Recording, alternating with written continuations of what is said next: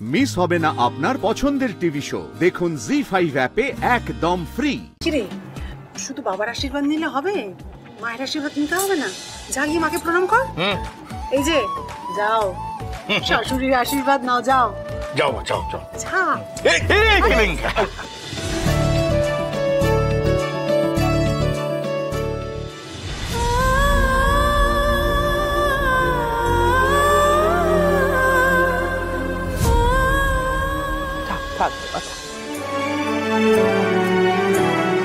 এই যে গিন্নি, দুহাত তুলে দুজনকে আশীর্বাদ করো, বুঝলে?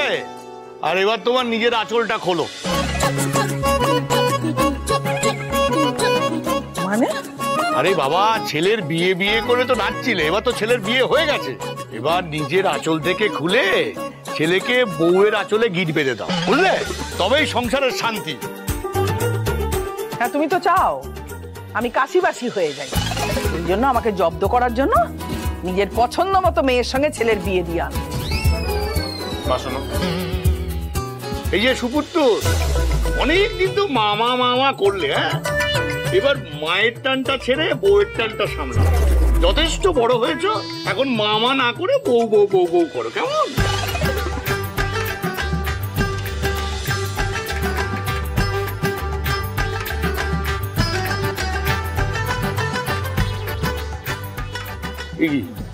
তোমার দিদি আবার রেগে গেল নাকি? বেজায় রেগেছে। বেচা কেন বলতে গেলেন বলুন তো? এত লোকের মাঝখানে সত্য বলার দরকার ছিল না। আমি চা নাও নাও, এবার বাকিদের প্রণামটা সেরে নাও।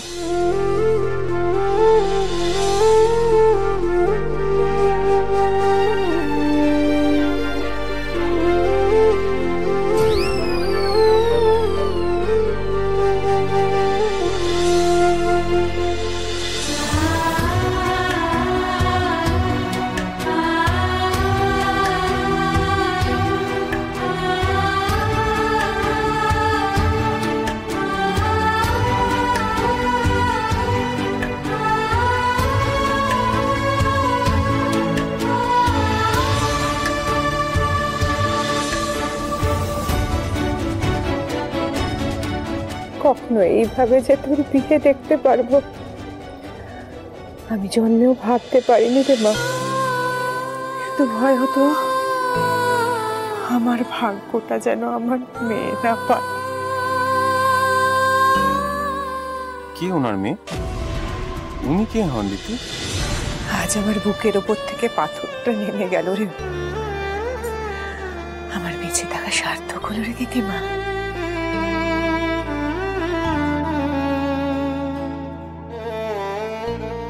ব্যাপারটা তো বুঝছি না। ওনার মা বলে তো আমি অন্যজনকে চিনি। ও মা, বলো না, সেই থেকে উত্তর দিচ্ছ না কেন? বলো না। একটু আস্তে কথা বল না। আমার বিয়ে দিতে এসে দিদির বিয়ে হয়ে গেল কি করে মা? বলো না, বলো না। বিয়েটা তো হলো। আমরা কি ভেবেছিলাম কোনোদিন বিয়ে হবে না? এই বুড়ো হয়ে সারা জীবন আমাদের ঘাড়ের উপরেই বসে থাকবে।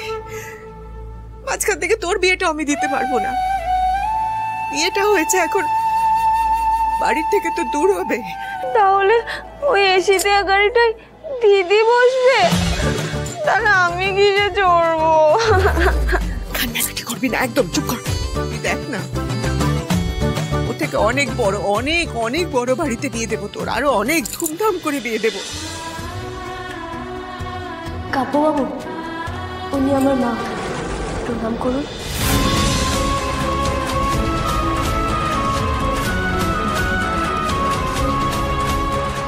থাক বাবা, থাক থাক, সুখী হো।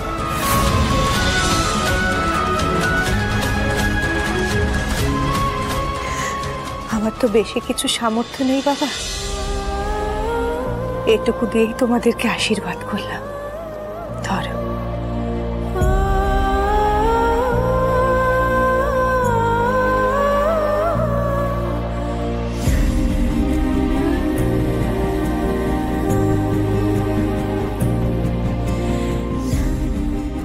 আমার মেয়েটা বড্ড লক্ষ্মীমন্ত, ওর বেশি কিছু চাহিদা নেই, শুধু একটু ওকে ভালোবেসে ভালো করে রেখো।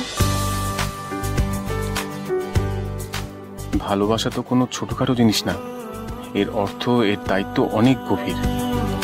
এই বিয়েটা তো কোনো দিক থেকেই তার সঙ্গে খাপ খায় না। ঝড়ের মতো বিয়েটা হয়ে গেল।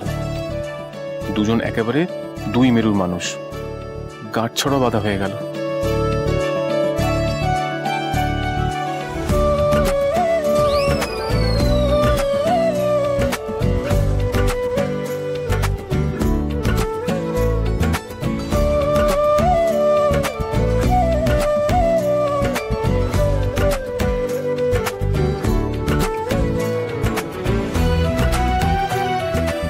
আমি খুব ভাগ্যবান জানো মা, এক জন্মে দুজন মায়ের ভালোবাসা পেলাম।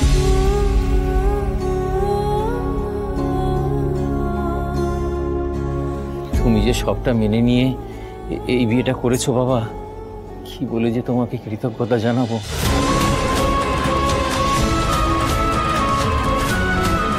সবটা মেনে নিয়েছি মানে কি মেনে নিয়েছি? আর কিসের কৃতজ্ঞতা?